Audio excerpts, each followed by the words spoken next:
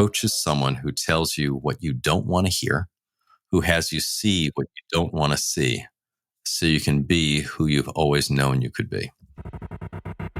This is the CEO series on B2B Growth.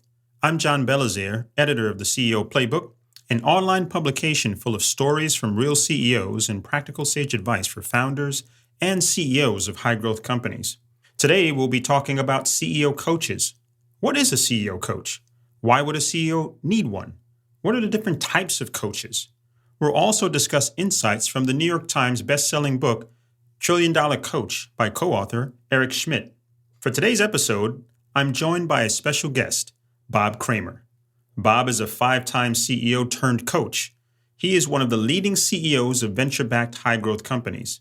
He's navigated multiple startups from Series A to liquidity and knows what it's like to be in the CEO seat. He was even featured on the cover of Inc. magazine in 2008 as the serial CEO that VCs love and startups want. His passion is empowering CEOs, especially founders, to thrive in their position while remaining balanced and fulfilled in their personal life. Okay, let's get into it. Bob, welcome to the show. Thanks, John. How are you today? Good. Thanks Great. for doing this. I'm sure this is going to be exciting and fun. We don't want to use up the whole podcast time, but just sort of give us a tour and land us when you first became a coach. You bet. I'm going to do a very long history in hopefully a short amount of time. Okay. I actually did my graduate work at Cal Berkeley, and I was lucky enough to be in the West Coast in the 80s, which was a great time to be there.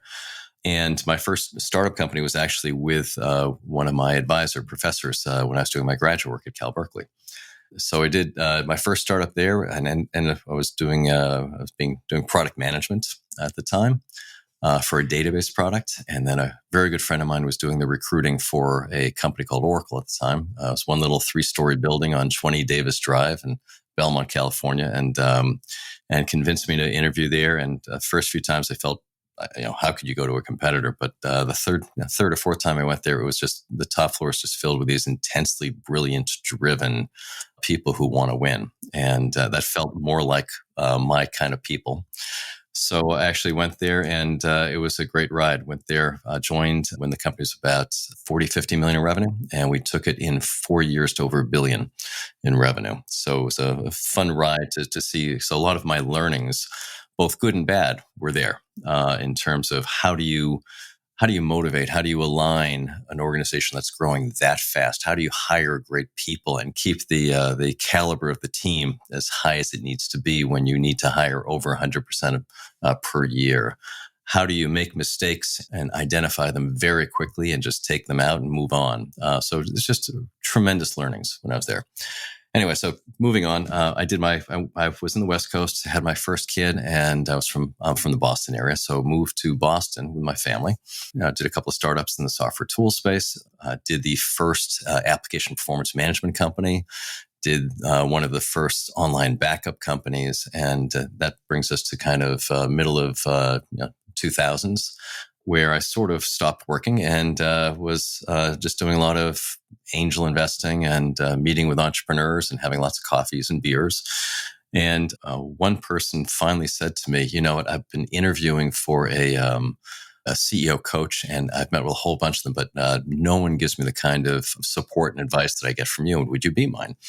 And John, I don't know about you, but I was the CEO of 5 companies. I never had a CEO coach. I didn't even know what one was, to be honest with you. So I said, sure, but let me think. I got to figure out what that is first. But I started doing it then, and I have not looked back. I've loved every minute of it.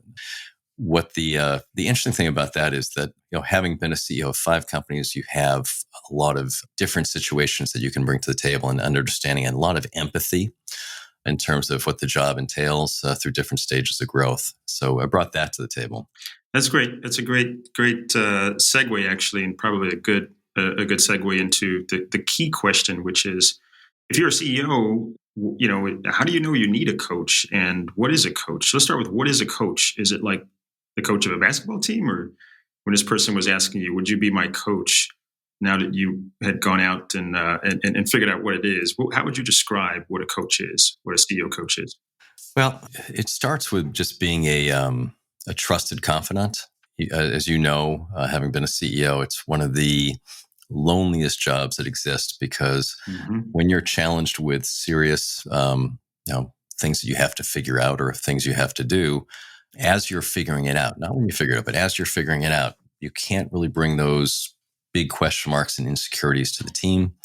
You can't bring those insecurities to the board, and you certainly don't want to bring it home to your spouse.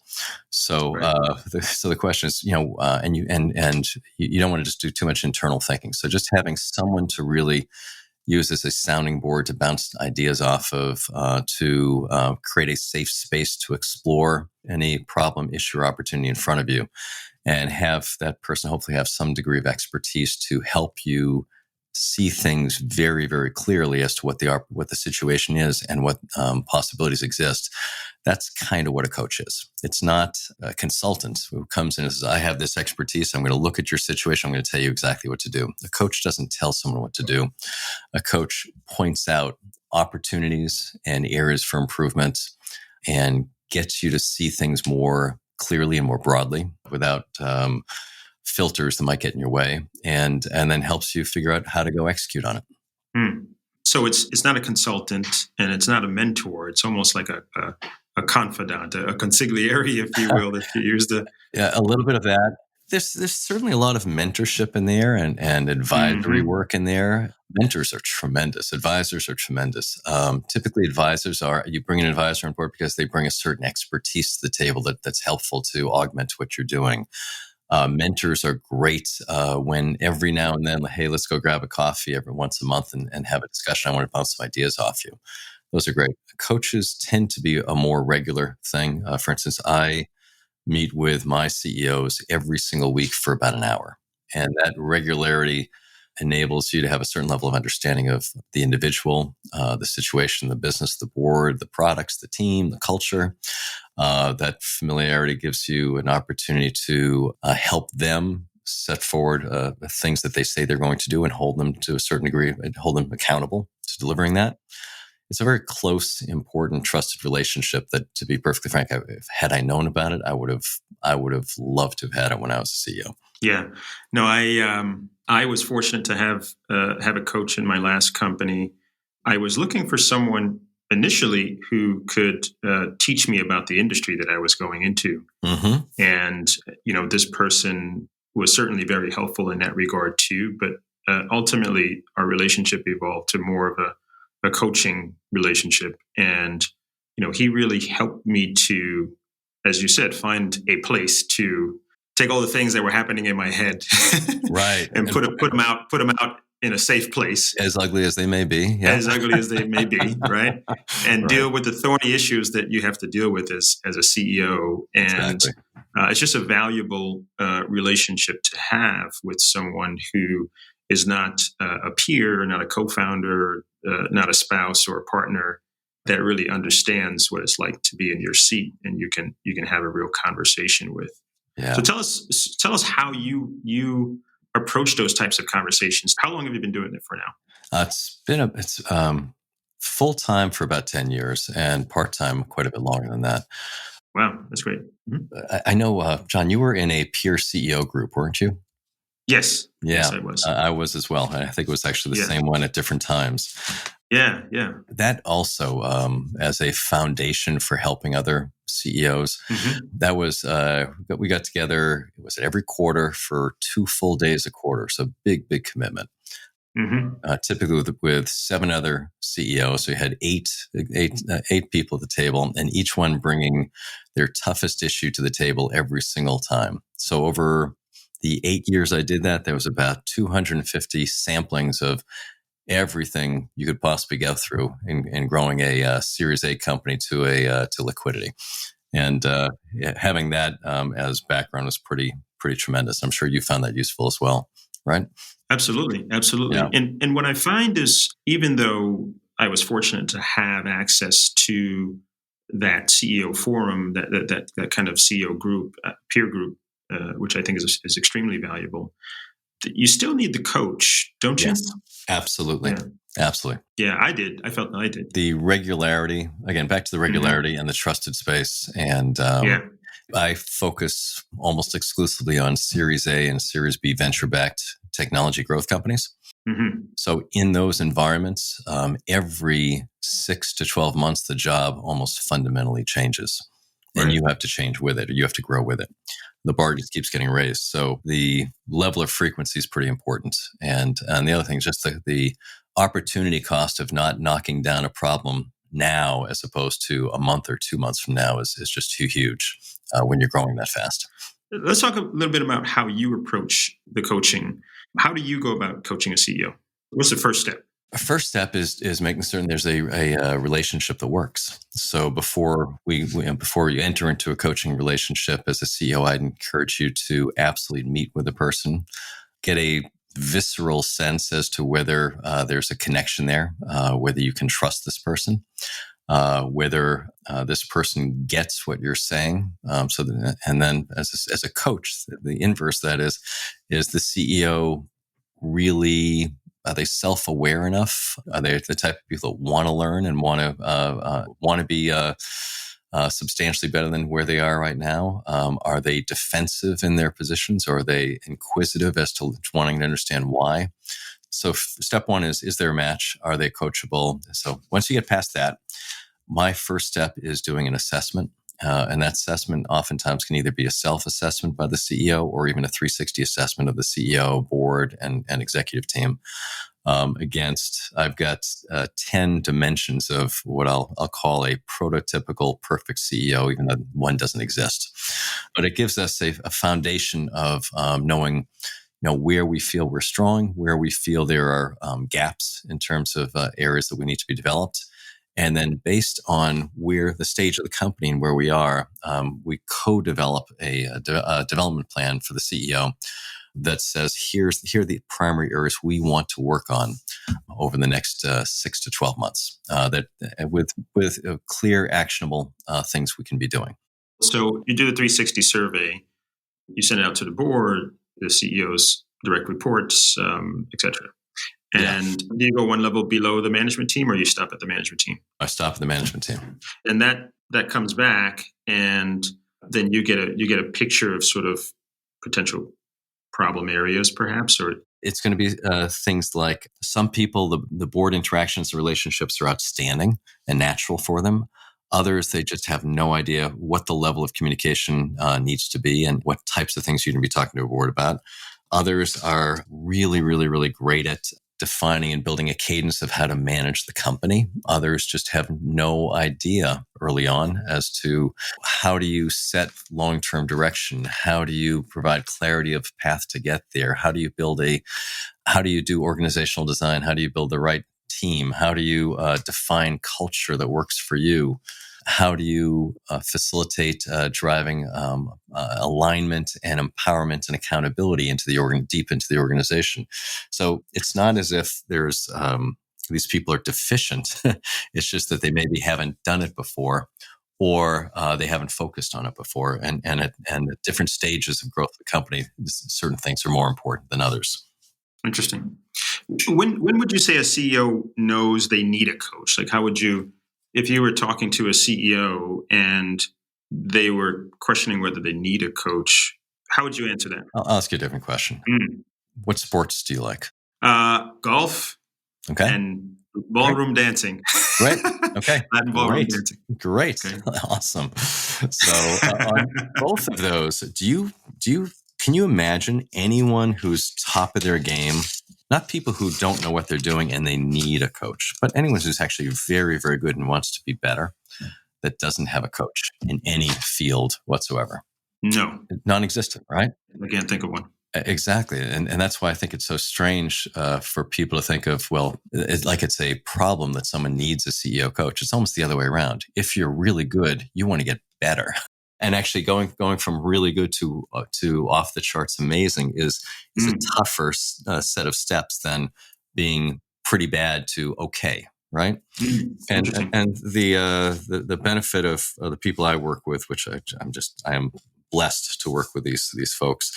They tend to be CEOs of Series A, Series B venture-backed companies by top venture firms. Those folks have already vetted the market, the technology, the product potential, and most importantly, the CEO and the leader of the company. Right. So they are smart, they are driven, they have a vision, and it's not really, these aren't really deficiencies. These are just further skills that need to be developed based on where the company is and what they have to achieve. Got it. And so to play that back, everyone needs a CEO coach. Everyone needs a CEO coach. But especially if you're a CEO that wants to be better, right? If you are focused on mastery, then coaching is the way to get there, right? I mean, you look at any sport. I think it's a better way to say that. Absolutely. Yeah. I mean, if you are a CEO and you are very happy with your business and you're growing 5% a year and you get a certain level of attrition, you just hire to backfill that attrition and you're happy, maybe you don't need one because you're quite complacent. But I don't know any CEO that's complacent. Every CEO that I know, they are driving for 100% growth next year and to transform the world and a market in a significant way. And those people are ripe for having someone to really help them out. When you're coaching, what would you say you're trying to do exactly? I understand you do the assessment, then you start getting to work because you see opportunities. But what are you ultimately trying to get to with the athlete, if you will? Great. So can I back up and just talk about there's almost two types of coaching that I do. Is that right? Yeah. Okay. Sure. So when I started coaching, I would do what I would call mostly situational coaching, meaning we would do an assessment of kind of where we want to develop and where's the business and what do we have to accomplish. But then it was almost on a week-to-week basis, what's working and what's not working, right? Either something that happened that didn't go the way that you'd particularly wanted it to go. So we can kind of tear it apart, take a look at it and say, why did it go that way? How could it have gone differently? And how might we do it differently? Is a very good place to learn, kind of situationally seeing the play, where you were positioned, how you played it out, and what could have been done differently. And that works looking backwards and past. It also works in terms of situationally looking forward. I've got this major event or opportunity or problem in front of me and helping think through it. And again, that situational basis of all the things that you might do and how you might do it. But every now and then, any individual is going to be constrained in terms of how they see the world and how they see the facts in front of them. And it's just the reality of all of us have come to the world with our own histories, biases, traumas, cultural upbringings and perspectives. And all those things over time put filters on how we see things. Right. And those filters do two things. Sometimes they blind us from facts. And so one of the most important things as a coach you can do is make certain that you're seeing the facts clearly. Right. The other thing that it does even more so than blinding you from facts is oftentimes it has you build a story around those very few facts that is just a story. Right. And so, here's the 3 facts and here's the 17 other components I'm throwing into it to create a story around it, which makes me think that we need to do A. And if you can help tear that back a little bit and help that person see, well, no, the facts are really here. That story is valid, but there's probably 3 or 4 other valid stories on those same facts that open up whole new possibilities. And those new possibilities allow you to do really amazing, great things. So part of the everyday workings is helping them see things more clearly, identify opportunities that they may not see otherwise in terms of approaches, and then help them with how to go execute on that. So that's what I'll call transformational coaching. There's situational coaching, and then there's this transformational. The transformational is what in your history is getting in your way of seeing things the way you need to see them or opening up your mind to new opportunities. How do we get past that? And then what new opportunities does it bring to the table? And then how do we go leverage and execute on those? So that's kind of this observational in terms of inconsistencies. There's the really probing as a coach with very powerful questions that surface things. And then the other skill that's pretty critical for a coach is being fully present and listening very proactively. So if you relate this to sort of coaching an athlete or for a sport, there's the coaching that's focused on technique, and you got to do 1,000. You got to practice 1,000 free throws, and Yeah. you got to focus on repetition and being outstanding. repetition and being outstanding. So bringing it back to business, it's the CEO habits, the structure, the processes, that sort of The thing. one-on-ones, the executive team meetings, the company meetings, the quarterly plannings. Right. Yes, exactly. Right. And one CEO format was part of, we called it the operating system, Exactly. get them to master that, being a good manager. Mm-hmm. But then there's the transformational coaching, which is really about the individual, the person who is in the CEO seat, and preventing them from what it seems like getting in their own way, letting their head get in their own way. And it's funny. And when you do think of like the very, very top athletes, what normally gets in the way is not the operational execution of the swing. It's what's in their head. It's, it's something throwing them off. The voice in their head, pulling them back. You got it. Overthinking something. Yeah. It's not directly related, but it's very analogous. Yes. And so the CEO coach becomes the other voice, not in your head, but in front of you, that's saying, "Hey, you're overthinking this," or this is you getting in your own way again. And that realization can then help the CEO sort of transform, if you will, and see opportunities differently. Absolutely. As a matter of fact, I remember coaching early in my coaching career. I remember coaching people, and I'd have these really brilliant CEOs know exactly what they needed to do, and they wouldn't do it, and then they wouldn't do it, and so, God, I'm missing something here. What's going on? Right. Yeah, I literally went back to school in my old age here. I went to I studied with this guy named Julio Olala, who was in Boulder, Colorado, who was one of the very first people in the life coaching field, and lots of touchy-feely stuff, but it was pretty amazing in terms of augmenting what I had in terms of skill set, and kind of having a few more tools in the toolbox. I see. Because you were seeing a mismatch between their ability and what they actually did. So that you said there was a blocker there. There was some blocker that had nothing to do with them knowing exactly what they needed to do. Exactly. Yep. So interesting. Yep. I wonder how many CEOs realize that is true, right? That self-realization can be very challenging, where you know exactly what to do, but for some reason you're not doing it, and something's getting in the way. You're not realizing why. Oh, you know the feeling. I know you've been there. Yeah. You know the feeling. I know the feeling, right? I've been there so many times, and it's taken me years to realize, and through the process of being coached, to realize what was going on. Right. Now, in your practice, do you get involved with the rest of the executive team as well? Because let's say the CEO knows what to do, but then he's got to translate, or he or she has to then get the rest of the team to execute, right? Absolutely. And then those individuals may have their own challenges that are both situational and transformational, right? Right. So my primary focus is on the CEO.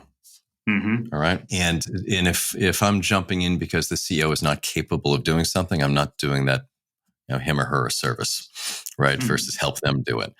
But the areas that I do get involved in is that we're talking about kind of foundational components. If you're early on, actually not early on, just throughout a company's life cycle, defining the long-term mission and vision, and understanding kind of the market dynamics and the core the key strategies going to enable you to get there, and then driving that into kind of the corporate goals. That process involves the entire team, usually the high-level mission vision from the CEO, but the rest of it involves the executive team. So I get involved usually by facilitating, the annual, typically 2-day executive team offsite that reviews kind of strategy and where we're going and how we're going to get there, and how do we drive those into very measurable things we have to do this year. So I get involved with the team that way. Also, by doing that, I also get to know the individuals. So when I talk to the CEO, I have a different vantage point in understanding the team dynamics. And occasionally there's, especially with earlier stage companies, there are oftentimes co-founders one of the co-founders tends to elevate to a CEO. And then there's one or two others sometimes. And the founder dynamics are interesting. So many times I might coach the CEO and a co-founder, or the CEO and a couple of key executives on the team that either need some assistance or just kind of like make up the real brain trust of the tighter leadership team. Are you currently making the transition from founder to CEO? Are you a first-time CEO in the middle of a huge challenge? Or are you just curious about what it takes? Then you need to read CEO Playbook. It's an online publication full of stories from real CEOs and practical sage advice for leaders of high-growth companies. Go to CEOPlaybook.co to start reading some amazing content for free.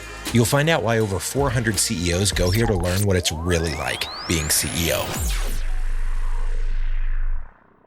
Bob, the reason I asked the question is, in my experience, each of the management team members is kind of like a mini CEO of their functional area. Absolutely. Right? Yes. And to some extent, maybe I should phrase this as a question. Do you believe the CEO is also, the role of the CEO is also to be a coach to the management team members? And if so, do you spend time teaching them how to be coaches, or do you find that unnecessary? Absolutely. John, what do you think on this one? Just curious.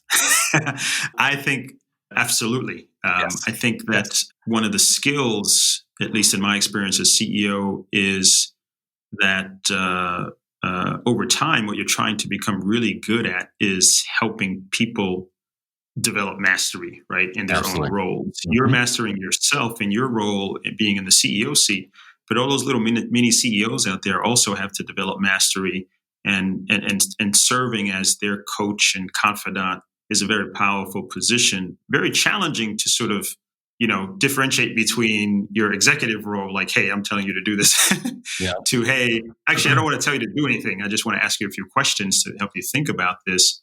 That's what I've been learning. Yeah, my sense is that managing anyone, whether it be at an executive level or even at any tier, is shifting more and more to coaching. It's less directive and more, what are we trying to achieve? And then not being at all prescriptive in terms of how to achieve it, but really helping them define the path to achieve it, and then helping them support them in making that happen. So I think overall, the whole management function is shifting more and more towards incorporating coaching concepts in their weekly one-on-ones. Is that what's becoming known as servant leadership and concepts like that, I would imagine? Sure. Don't mistake being a servant leader as not being a strong leader. Also, right. It's a strange thing. It's kind of like they let you hold on to it. The tighter the grip you have on it, sort of. Right. Yeah. It's the best leaders are ones that aren't controlling, but are the energy and enthusiasm and support and caring of the team. Really pulls it together. That's great. Are all CEOs coachable? You said you do a match test first. Is that about testing for coachability? That's, for me, it's testing for coachability, and for them, it's testing for alignment with you. Yeah, and the answer is no. They're definitely CEOs. They're not coachable. Sorry. Right. And what would you say? Would you say the transformational aspect, kind of getting out of your own way, is the number one thing CEOs struggle with in their journey to mastery, or is there more? Oh, it's so individualistic. Some things that are so easy to some people are so hard with others. For instance, I've got this one CEO that I've been working with him since the company was really small, and he is outstanding. I mean, not good. He's outstanding. Top 1% of 1%, right?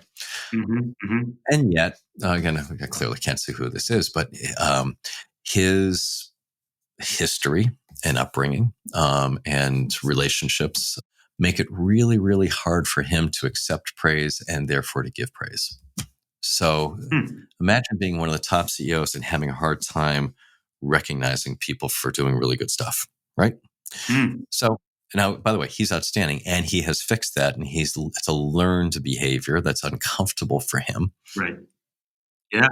but it's a critical one, and he's good enough to have perfected it, but as a learned behavior and not a natural one. So it's hard. So there's no one thing. It's every person brings something different to the table that they need help with. Right. They need to learn. To your earlier point, everyone is wired differently. They have different backgrounds, culture, etc. Right. And so therefore their opportunities, as you put it, are going to be different. Right. What's the one thing that surprises you about CEOs? They're both extremely confident and extremely insecure. It's just a very interesting balance many times. Have you encountered imposter syndrome a lot? That's pretty much what we're talking about here. Absolutely. Is it consistently present, or just stages of development of a CEO? Like, are first timers have more imposter syndrome, or more experienced people have more imposter syndrome? I think it is every step of growth. People I work with are growing their companies typically 100% a year. Mm-hmm. They're individual contributors going to managers. They're managers going to kind of manager of managers. They are to eventually lead, to eventually sit at the helm and kind of guide the ship.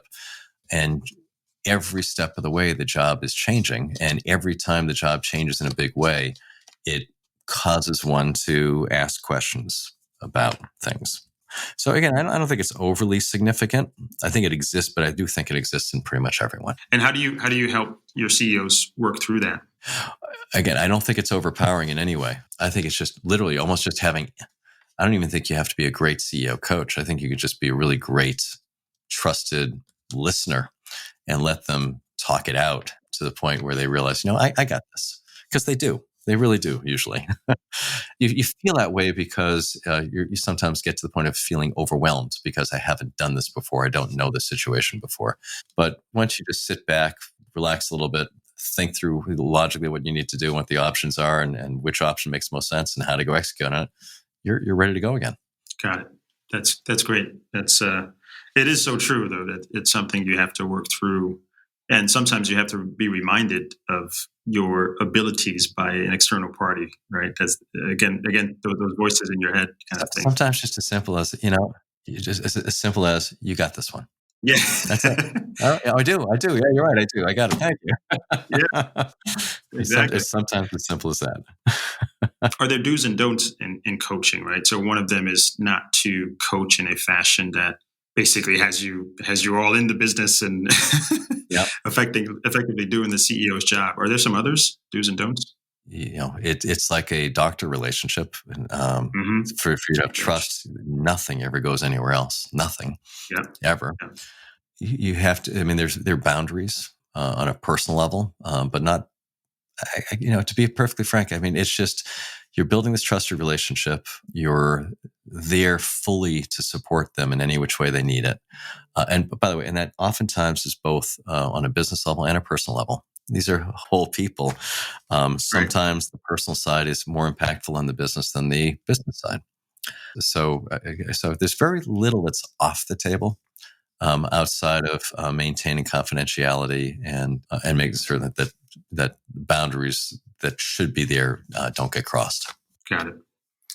And if you were to, this is kind of a part of the conversation where I kind of give you the stage, if you will. If there was something you wanted to tell those CEOs out there who, number one, didn't realize what a coach is and whether they need one or not, but maybe are just getting in the role or they're sitting in their seat right now listening to this, what are some things you'd want to say to them? One is everyone looks to you. Especially if you worked your way up the ranks and this is a relatively new role for you. Other people scream and yell and try to get a point across. You whisper a subtle idea on the side and it becomes directive. Oh man, I've been there. so that's a great one. Yeah, that's in terms of focus on the business. That's in terms of cultural impact. You say, well, I just want to be myself and say whatever I want to say. And the answer is yes. Be yourself. Say what you want to say, but be aware that what you say and how you say it is going to have ripple implications everywhere. And that's not a problem. That's an opportunity. Mm-hmm. It's an opportunity to really lead and really excite and motivate folks. The other thing I'd say is you and your company are as good as the team around you. Build an unbelievable team. makes sure that team dynamic works. And team dynamic works is not you're just old buddies. It's you've got the right amount of diversity, the right amount of comfort challenging one another, but always with a deep respect. So kind of cultural developments, building the right team. I'd say that if you don't have it, be crystal clear about your vision and your mission for the business and how you're going to get there, such that people can act relatively autonomously and still run fast towards the goal you're trying to get to. Those are kind of the big ones, maybe. That's great.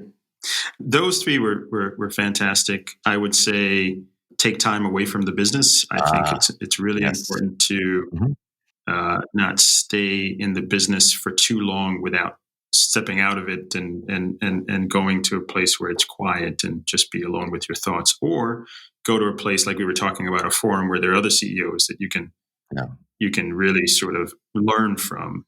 Because when you come back, your perspective is so different. Right. And that fresh perspective is so important to doing well in the role. I think that's one to consider for sure. Absolutely. Yeah.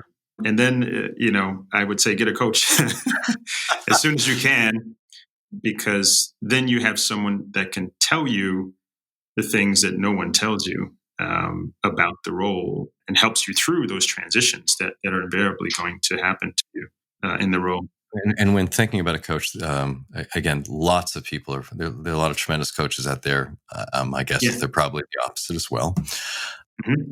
Find someone that works for you, and realize that there are two primary dimensions. One is someone who can help, who's kind of seen what you're going through and can help you, kind of identify things before brick walls before you hit them. So having some level of competence in terms of knowing what the job entails would be good. And then the other element is have someone who really you can connect with, empathetic and understanding, because it's, as I said, it's lonely and you need someone that you can really open up to. So we both read $1 Trillion Coach. I deeply enjoyed the book. A lot of the questions I asked you were around sort of asking about your style and to some extent comparing it to Bill Campbell. So for those of you who are listening, Bill Campbell is probably one of the, best coaches that has been around that you've never heard of. No one's ever really heard of Bill Campbell. That's a funny thing. He started out as a proper sports coach, coaching in college, started his career at Kodak, and then moved out to Silicon Valley, started working for Apple, moved on to Go Computer, which didn't go. If you read the book, you'll get that. And then eventually became the CEO of Intuit, right? And then from there, started coaching.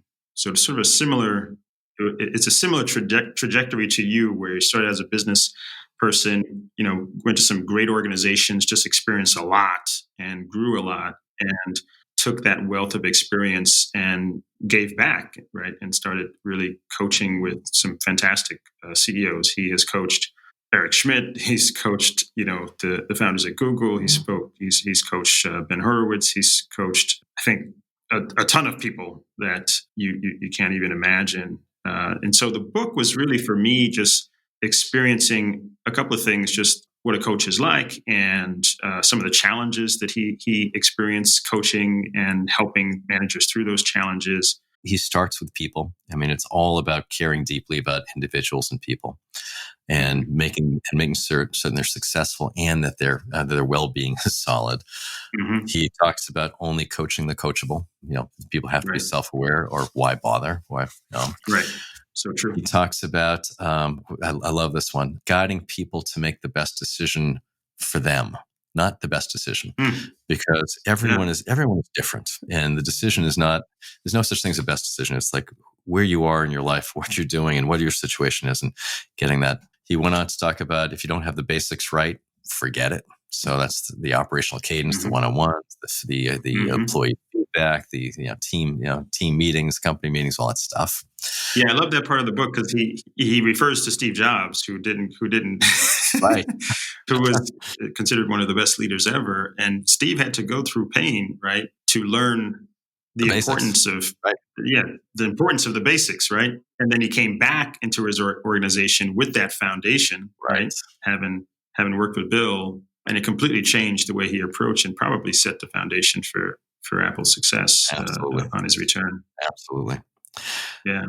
Another thing I liked about, he touched a lot about vulnerability and the importance of being vulnerable as a CEO.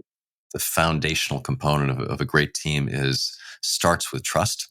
Mm-hmm. One of the ways to really make trust happen is to create vulnerability.